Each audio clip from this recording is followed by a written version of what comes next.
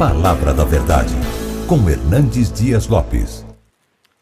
Meus amados, nós vamos abrir a Palavra de Deus na carta do apóstolo Paulo aos Filipenses, capítulo 4. E nós vamos ler dos versos 6 ao verso 9. Filipenses 4, 6 a 9. A tônica dos cultos deste dia tem sido palavras de encorajamento para o povo de Deus. E eu gostaria de seguir nesta mesma toada nesta noite. Em Filipenses 4, 6 a 9 diz assim: não andeis ansiosos de coisa alguma. Em tudo, porém, sejam conhecidas diante de Deus as vossas petições pela oração e pela súplica com ações de graças. E a paz de Deus, que excede todo o entendimento, guardará o vosso coração e a vossa mente em Cristo Jesus. Finalmente, irmãos, tudo que é verdadeiro, tudo que é respeitável, tudo que é justo, tudo que é puro, tudo que é amável, tudo que é de boa fama, se alguma virtude há e se algum louvor existe, seja isso que ocupe o vosso pensamento. O que também aprendestes e recebestes e ouvistes e vistes em mim, isso praticai, e o Deus da paz será convosco. Eu queria pensar com você hoje como vencer a ansiedade. E eu estou seguro de uma coisa: eu estou falando para todos nós, particularmente para cada um de nós. Ou você não é uma pessoa ansiosa, ou você não lida com isso.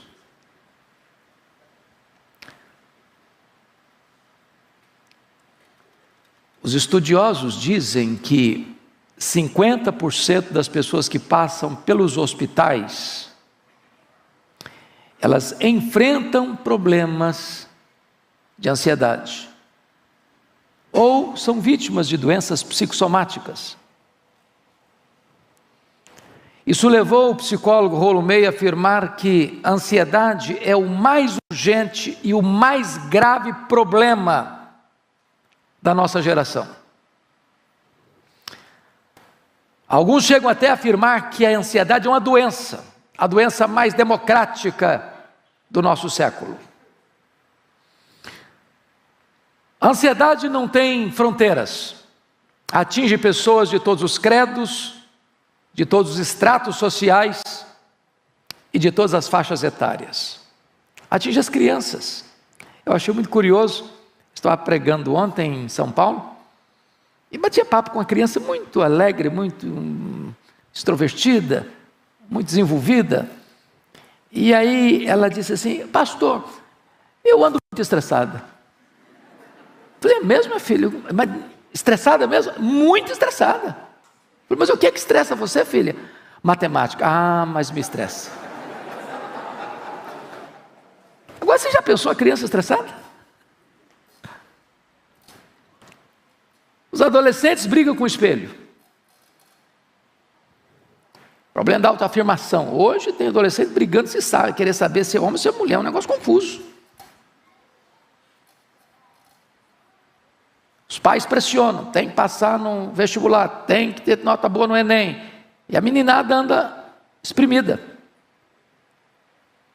Os jovens estão preocupados, se casa, se não casa, quando casa, como casa, se tem casa, se vai poder manter a casa. Os casados querem saber se vão conseguir construir um patrimônio, porque afinal de contas, a sociedade cobra, a família cobra. Os que têm filhos precisam saber se consegue pagar a escola para o filho. Os mais velhos, se vai ter condições de pagar o plano de saúde. Se quando ficar velhinho mesmo, se a família vai manter, cuidar, ou se vai botar no asilo. Todas essas coisas vão gerando ansiedade. Quando chegou março de 2020, o ano passado, eu estava na casa de um médico muito querido, e ele mapeou para mim um cenário muito cinzento da pandemia que estava chegando. E eu confesso a vocês que eu andei alguns dias ansioso. Falei, meu Deus, eu tenho problema de respiração às vezes. Falei, se esse troço me pega, eu estou frito. E no comecinho eu andava, fazia caminhada de máscara. Falei, se eu pegar esse troço, eu estou frito. E o coronga me pegou na semana mais crítica da minha vida. Passei um pouco de aperto. Recebi o diagnóstico no domingo, na quinta-feira era o casamento da Mariana. Chorei um pouquinho, o rival me deu umas broncas. Mas superei. Mas quem sabe tantos aqui não enfrentaram esse problema da ansiedade, ou ainda enfrentam. Enfrentam. Como é que você anda nessa questão? Qual o nível de ansiedade está hoje? Hoje, tanto de manhã, às 8, quanto às 11 horas, algumas pessoas chegaram aqui e me falaram, e falaram para o pastor Ival também, olha, hoje eu vim para cá precisando de um milagre. Sabe aquele nó na garganta, aquela dor no estômago? Aquele problema que vocês, ou Deus faz um milagre, ou não vou aguentar mais. Quem sabe você entrou aqui hoje com um problema muito grave para ser resolvido. Você precisa de uma resposta. Você não está dormindo direito. Você está ansioso. Está angustiado. Está com um nó na garganta. Está com medo do amanhã. E esse texto, meus amados irmãos, vai lidar conosco nesta questão. E eu quero tratar de 3 situações aqui. Primeiro, o diagnóstico do problema. Segundo, o remédio para curar o problema. E terceiro, a cura do problema. Pregação do Evangelho, irmãos, não é uma espécie de B12 na veia para você sair daqui um pouquinho animado e amanhã volta tudo de novo. O Evangelho tem resposta para nós. Tem solução para nós. Mas a primeira coisa que eu preciso entender é o problema, é o diagnóstico. O que é ansiedade, afinal? Para a gente também não achar que eu estou enfrentando uma situação e isso é ansiedade, quando pode não ser ansiedade. Por exemplo, a ansiedade não é você ser imprevidente quanto ao futuro. É correto ser cuidadoso com o futuro, até as formigas cuidam do futuro. Ajuntam no verão para não ter que trabalhar no inverno. Então, quando você é previdente, você não gasta tudo que ganha, você faz uma poupança, você faz um investimento, você é cuidadoso, isso não é ansiedade não, isso é cautela, isso é sabedoria, isso é precaução, isso é prudência, não é ansiedade. Também ansiedade não é aquele negócio, corpo mole, entendeu? O cara é corpo mole, nos estudos, no trabalho, acorda tarde, vai dormir cedo, e tem que assistir todas as séries de Netflix que aparecem no mercado. É porque tem gente que, eu não sei, mas o dia dele tem mais horas do que a nossa, né? Porque o cara assiste tudo, sabe de tudo. Mas para fazer obras de Deus está cansado, está ocupado. Outras pessoas acham que ansiedade é viver livre de problemas. Não, Paulo estava preso, estava algemado, estava sendo acusado pelos irmãos dele, a quem ele amava, a quem ele dizia, eu preferia ser anátema, desde que os meus irmãos se convertessem. E ele está preso, algemado, enfrentando lutas, mas não está ansioso. Então, se você está enfrentando dificuldades, isso não é ansiedade, não. Então, o que é ansiedade, na verdade? Vamos pensar nas causas. Quando eu leio esta carta aos Filipenses, a conclusão que eu chego é que toda a carta lida com o problema da ansiedade. No capítulo 1 desta carta, a ansiedade pode vir à tona como resultado de nós olharmos para os problemas em vez de nós olharmos para Deus. Hoje, gente, não dá para viver sem enfrentar problema. Isso é verdade, isso é fato. Você não está enfrentando problema porque você está passando aperto financeiro, não. Você está pensando que o pessoal rico não enfrenta problema, não? Enfrenta mais problema que você. Sabia disso? Que os ricos têm mais problemas?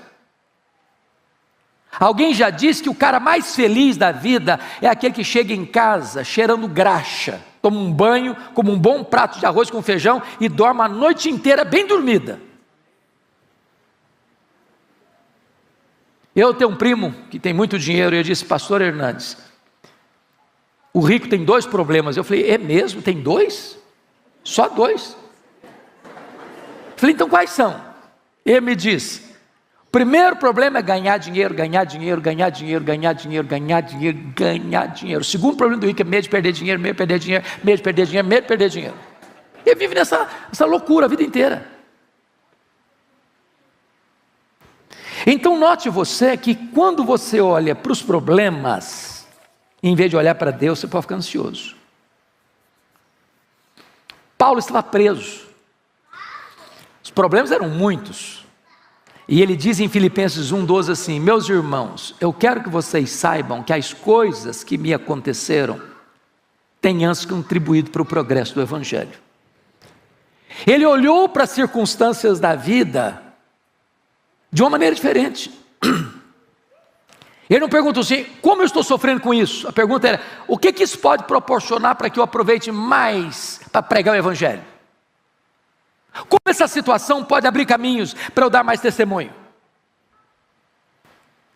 Ele estava preso e a igreja olhou para ele e foi mais encorajada a pregar. Ele estava preso e ele evangelizou a guarda pretoriana. Ele estava preso e escreveu cartas. Então, quando você estiver passando por um problema, não olhe para o problema, olhe para as possibilidades que Deus coloca diante de você em virtude desses problemas. Se você está dentro de um hospital, aproveite para você falar de Jesus para as enfermeiras, para os técnicos de enfermagem, para os médicos que chegam. Se você está enfrentando uma luta lá na sua casa, lá na sua vizinhança, aproveite para falar de Jesus e saber como as pessoas podem enfrentar o problema e ainda assim confiar em Deus. Se você olhar para a circunstância como Pedro se naufraga, se você olhar para a circunstância como Geazi, você só vê os exércitos inimigos. Se você olhar para as circunstâncias como os 10 espias de Israel, você vai dizer: olha, a terra é boa, mas tem gigante, não dá para nós, vamos ser engolidos. Tira os olhos das circunstâncias, olhe para o Deus que está no controle das circunstâncias. Segundo lugar, como é que você pode diagnosticar o problema da ansiedade? Quando eu vou para Filipenses 2, todo o capítulo 2 trata de relacionamentos complicados. Que para nós, você tem algum problema de relacionamento dentro da sua casa? Está estressando alguma coisa lá? Convivência não está legal? Está batendo cabeça com seu cônjuge? Os filhos estão relacionando-se tranquilamente uns com os outros e com vocês? Às vezes a maior fonte de estresse que uma pessoa tem brota dentro da sua casa. Preocupação com os filhos, preocupação com os pais, preocupação com os irmãos, preocupação com os avós. E na igreja de Corinto, na igreja de Filipos, os irmãos estavam batendo cabeça. Eles não pensavam concordemente. Até 2 irmãs da igreja, porque as mulheres não são de brigar, né? As irmãs são muito pacíficas. A Evódia e a Cinti que estavam brigando dentro da igreja. Se uma participava do coral, a outra não ia participar. Se uma cantava na frente, a outra não cantava. Meus irmãos, muitas vezes as pessoas roubam a nossa alegria, tiram a nossa paz e são fonte de ansiedade. Como é que você faz para lidar com essa gente complicada que você tem dentro da sua casa, você tem lá no seu trabalho, você tem lá na sua escola, você tem até dentro da igreja?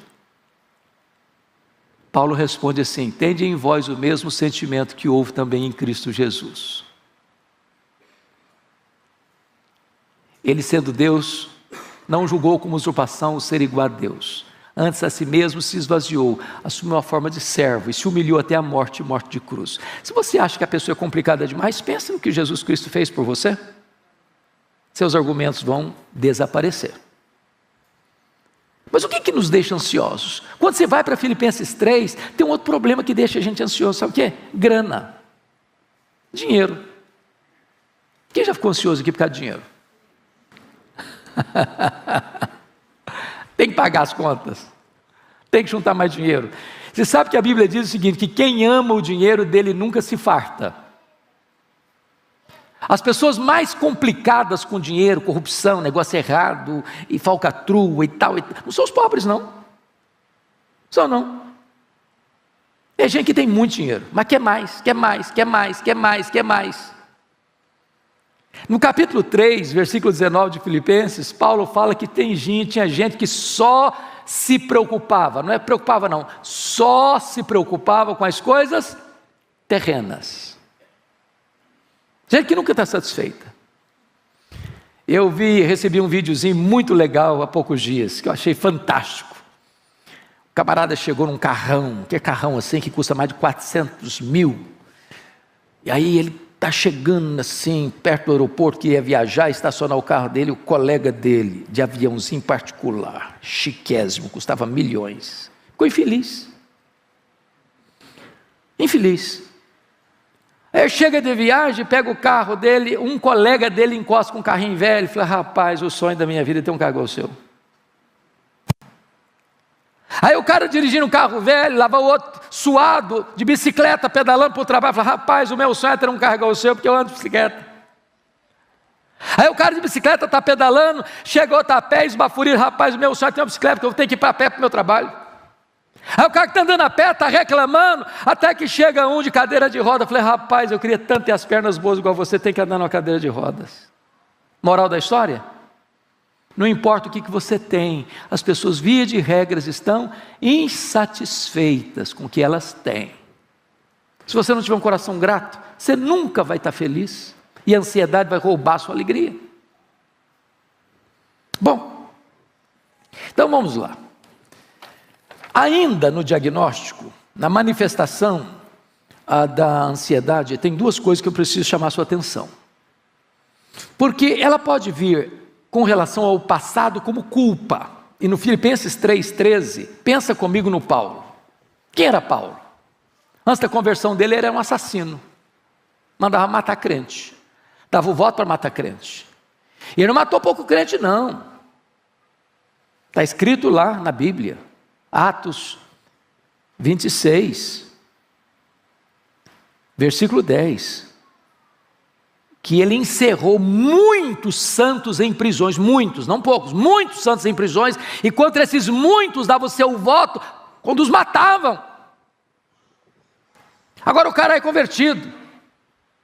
Se Jesus não fizer uma obra linda para purificar a consciência das obras mortas, esse cara não vai ter condições de dormir, ele vai ter pesadelo, o sangue vai estar correndo na mão dele, ele não vai ter paz.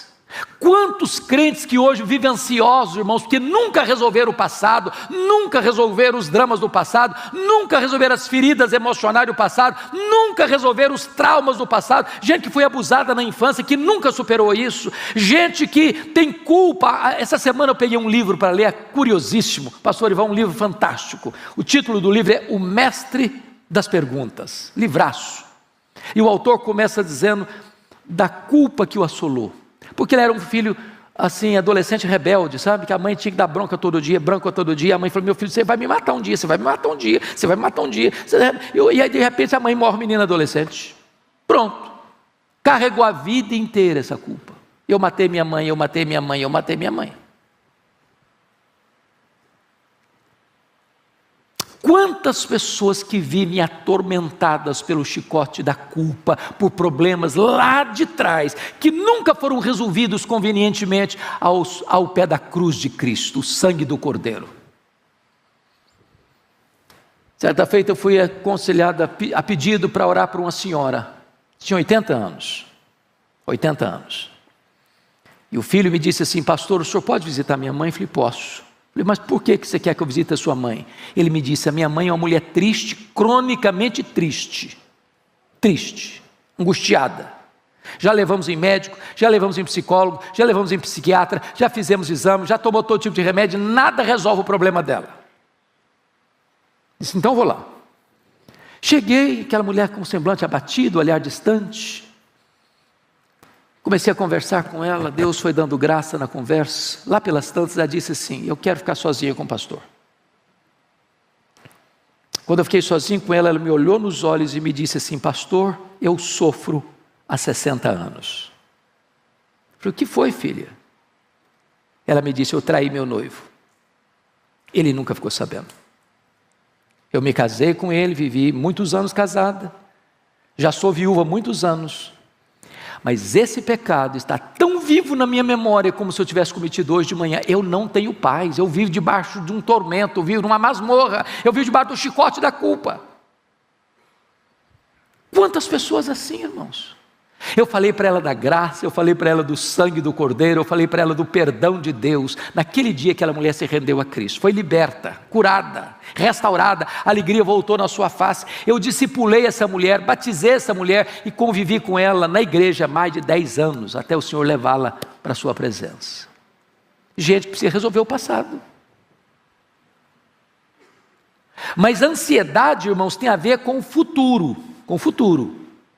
Você fica ansioso, não é com agora, você fica ansioso com o que vem para frente. É o medo do amanhã, é o medo do desconhecido, é o medo que não vai dar certo. Então tem gente que tem medo, e ela antecipa o sofrimento, como se o problema já estivesse acontecendo, sofre como se o problema já estivesse acontecendo, e estatisticamente 70% dos assuntos que nos deixam ansiosos nunca vão acontecer. Então sofre desnecessariamente. Bom, dito isto, eu gostaria que agora nós pudéssemos olhar essa questão da realidade, o resultado que a ansiedade produz negativamente na sua vida, tanto em reações físicas, como reações psicológicas, como reações espirituais. A palavra ansiedade na língua grega significa estrangulamento, ou puxar em direção oposta, como se você botasse uma corda no pescoço de alguém, duas pessoas puxando em direção oposta. É estrangular, estrangula suas emoções. Mais do que isso, a ansiedade vai roubar as suas forças,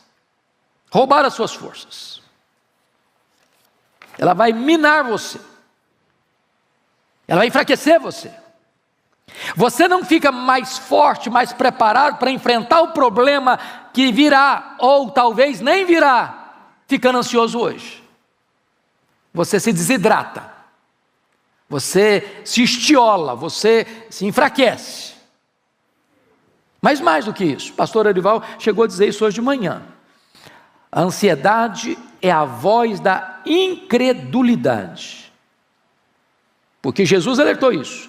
Os gentios que não conhecem a Deus é que se preocupam com todas essas coisas. Que comeremos, que beberemos, com que nos vestiremos. Então preste atenção nisso, aprenda a depender do provedor. Eu não sei se vocês tiveram já essa experiência, eu tenho de vez em quando.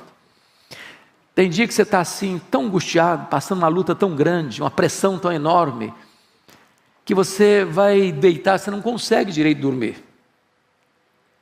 Aí o dia amanhece. Aí quando o dia amanhece, parece que o problema foi dissipado. Aquele nevoeiro escuro vai embora. Aquela dor vai embora. A esperança brota. Um fato novo acontece. E a Bíblia diz, o choro pode durar uma noite inteira, mas a alegria vem pela manhã. As misericórdias de Deus se renovam a cada manhã. Então, em nome de Jesus, comece a desenvolver esta confiança de que você não está no controle, mas Deus está. Deus está no controle. Deus não perdeu o rumo da história. Deus não perdeu o controle da sua vida. Deus não está em apuros. Deus não foi pego de surpresa. Deus está trabalhando. Se você ama a Deus, todas as coisas cooperam para o seu bem. Mesmo que a providência seja dolorosa, mesmo que você esteja enfrentando uma enfermidade, um problema financeiro, um problema no casamento, um problema com os filhos, um problema na família, um problema de qualquer ordem, saiba disso, Deus está no controle. E Ele vai cuidar de você, e Ele vai sustentar você, e Ele vai dar livramento a você, e Ele vai fortalecer você, ainda que o problema não se resolva no tempo que você quer, a graça de Deus vai bastar a você.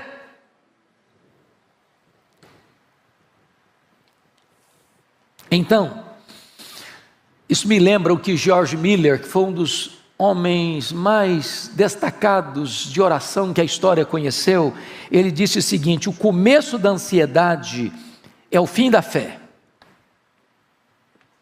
Não dá para você botar no mesmo bloco ansiedade e fé. Agora, como é que você tem fé? Porque às vezes a pessoa está querendo desenvolver uma vida espiritual mais robusta, mas ele só entulha a mente dele, o coração dele com coisa ruim. Ele passa de um canal para o outro, na televisão, no zap, e passa o dia inteiro assistindo só coisa ruim. Agora, você quer fé? Comece a ler a Bíblia. Comece a conhecer as promessas de Deus. Comece a alimentar a sua mente com coisa boa, para que você possa encontrar resposta, solução para o problema da ansiedade. Qual a resposta de Paulo aqui? Não andeis ansiosos de coisa alguma. Isso é ansiedade, isso é o diagnóstico. Vamos então para a questão do remédio que ele vai usar. Ele diz: não andeis ansiosos de coisa alguma, em tudo, porém, sejam conhecidos diante de Deus as vossas petições, pela oração e pela súplica, com ações de graça. Eu chamo a sua atenção para um ponto muito importante aqui. Muito importante aqui. Quando Paulo diz: em tudo, porém, sejam conhecidas diante de Deus as vossas petições, pela oração e pela súplica, com ações de graças, parece que ele está falando de 4 coisas, mas não está. Ele está falando de 3 coisas. A palavra oração aí é a mesma palavra para adoração. Então Paulo está falando de adoração, de petição e de ações de graças. Eu não sei se você já fez uma distinção clara na sua mente entre o que é adorar a Deus e o que é agradecer a Deus. A gente confunde isso. Você adora a Deus por quem Deus é, e você dá graças a Deus por aquilo que Deus faz. E você suplica a Deus porque Ele é seu Pai. Então quando você lida, como é que você lida com ansiedade? Você lida com ansiedade quando você começa a adorar a Deus. E para você adorar a Deus, você precisa saber quem Deus é. E você precisa entender que esse Deus é autoexistente, que Ele é infinito, que Ele é imenso, que Ele é eterno, que Ele é imutável, que Ele é onipotente, que Ele é onipresente, que Ele é onisciente, que Ele é transcendente, que Ele é soberano, que Ele está no controle do universo, Ele está no controle da igreja, Ele está no controle da sua família e da sua vida. No momento que você compreende isso, já começa a acalmar o seu coração. Quando você começa a entender a majestade de Deus, quão grande Ele é, quão magnífico Ele é, quão poderoso Ele é, quão extraordinário Ele é, como Ele está sentado no trono, como Ele é glorioso em suas obras, como Ele é perfeito em seus atributos, é aquele Deus soberano que mede as águas na concha da sua mão, que pesa o pó das montanhas em balança de precisão, que mede os céus a palmos, que espalha as estrelas no firmamento, e por ser forte em força e grande em poder, quando as chama pelo nome, nenhuma só delas vem a faltar. Quando Ele olha para as grandes nações da terra e considera todas elas como um pingo que cai num balde, como um pó numa balança de precisão, o seu coração começa a se acalmar. Quão grande é o seu Deus, quão magnífico Ele é. Paulo disse: se você adorar a Deus, você vai vencer a ansiedade. Mas você vai dar graças. Ô gente, via de regra, a nossa memória é curta para lembrar o que Deus tem feito. A gente é grato, só um pouquinho assim, ó. O que você tem para agradecer a Deus? Você está vivo. Gente melhor que você já se foi. Se você veio para cá, você tem pernas para andar. Quanto vale as suas pernas? Se você está enxergando, você tem visão, quanto vale os seus olhos? Se você está ouvindo, você tem ouvidos, quanto vale a sua audição?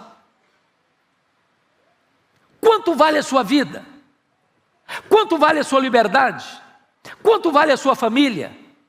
Quanto vale os seus amigos? Quanto vale a sua igreja? Quanto vale a sua salvação? Pare de olhar a vida com óculos escuros, para de reclamar, para de murmurar, para de olhar para a vida só com pessimismo, com negatividade.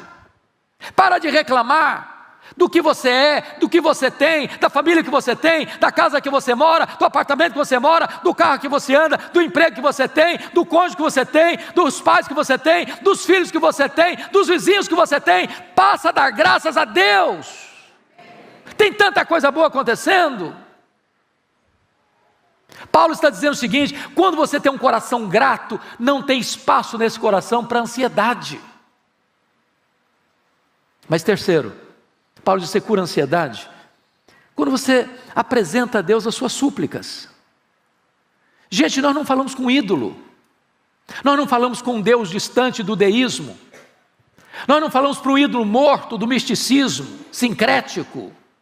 Nós falamos com aquele Deus que você pode chamar de Abba Pai, aquele Deus que é o Deus e Pai de toda a consolação. Você fala com aquele que tem abençoado você com toda a sorte de bênção espiritual nas regiões celestes em Cristo Jesus. Você fala com aquele Pai que amou você desde a fundação do mundo e enviou Jesus por amor a você para morrer pelos seus pecados, para dar a você a vida eterna. Você está pedindo àquele Pai que adotou você na família dele. Então não tem problema, não tem causa, não tem luta, não tem sofrimento, não tem situação que você não possa apresentar a eles: papai, eu preciso de ajuda, papai, eu preciso de socorro, papai, me ajude, estenda a tua mão para mim, venha ao meu encontro, me console, me carregue no colo, eu preciso de colo nessa noite. Ele escuta você, ele atende você, ele se importa com você. Pois bem, amados,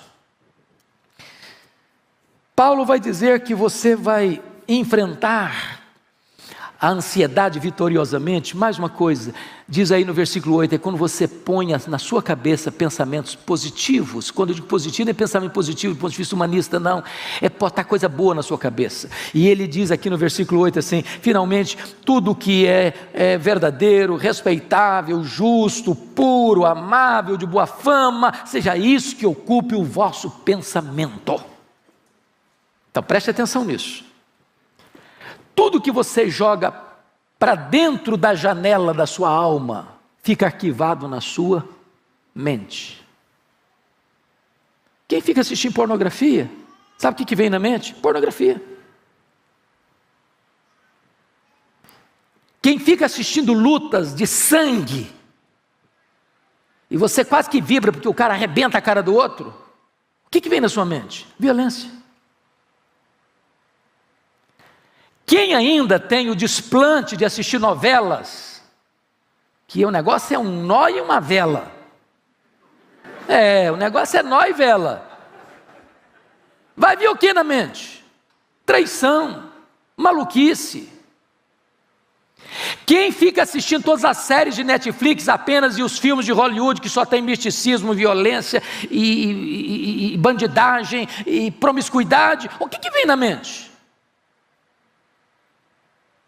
Irmãos, tem muito lugar, tem muita casa que a Bíblia fica lá encostada na prateleira até o próximo domingo, e já tem gente que não gosta mais de trazer Bíblia não, porque esse negócio é chato, é cafona carregar uma Bíblia. E aí fica ansioso, fica um poço de ansiedade. Ele está a par de tudo que acontece de Netflix, mas se perguntar para ele João 3,16, ele acha que não sabe onde está. Aí a ansiedade, desculpa da expressão, monta da cacunda dele.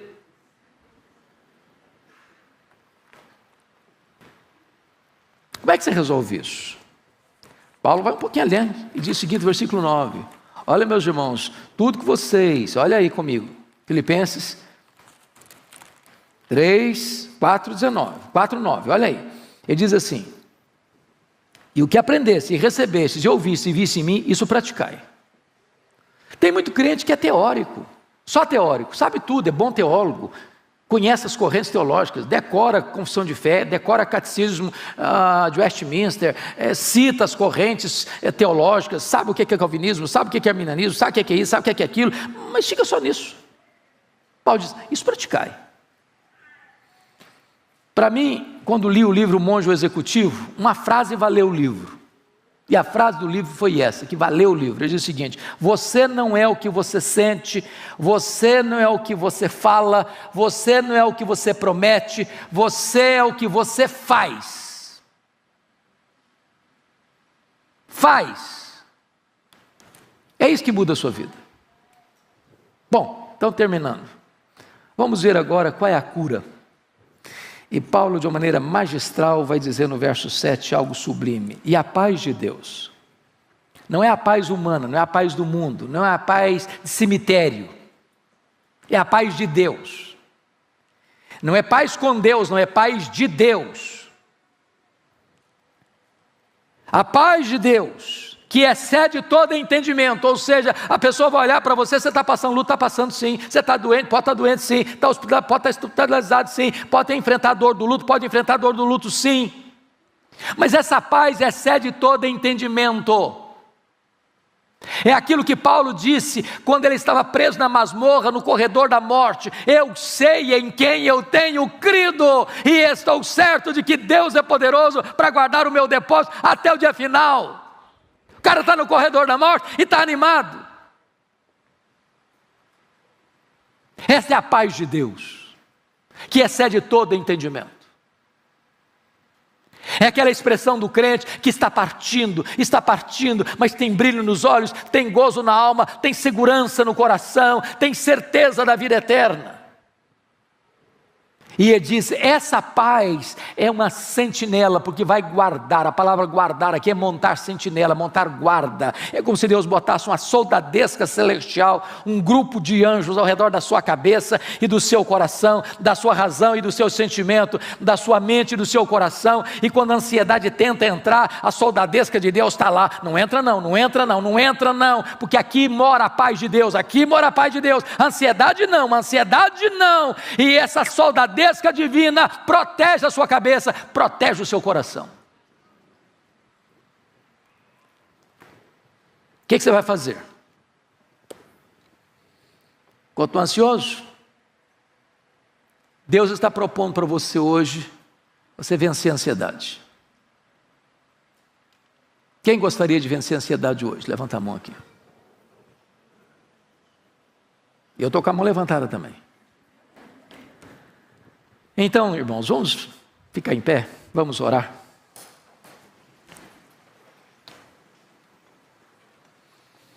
Vamos pedir a Deus graça. Agora, é preciso tomar uma atitude. O que você vai fazer para mudar esse cenário? Deixa eu fazer um diagnóstico simples aqui. Quantos irmãos e irmãs que estão aqui hoje que já leram a Bíblia toda? A Bíblia toda. Ok. Quantos irmãos gostariam de dizer, Deus, eu quero ler a Bíblia toda. Nós estamos hoje no dia 12 de setembro. Daqui a um ano eu vou te dar tempo demais. Mas quem gostaria de falar, Deus, eu quero ler a Bíblia toda até 12 de setembro de 2022. Quem gostaria de dizer, Deus, me ajuda a fazer isso? Bendito seja Deus. Terceira coisa que eu gostaria de sugerir a você. Tire meia hora do seu tempo. Você vai saber qual a melhor hora. Para você ler um capítulo, pelo menos, da Bíblia e orar todo dia. Isso vai mudar a sua vida. Isso vai mudar a sua história. Você vai repaginar sua mente, você vai reprogramar seu coração. E de repente, aquelas lutas que você tem lá no coração vão sendo dissipadas. E a vitória de Deus vai chegando. E a paz de Deus vai inundando o seu coração.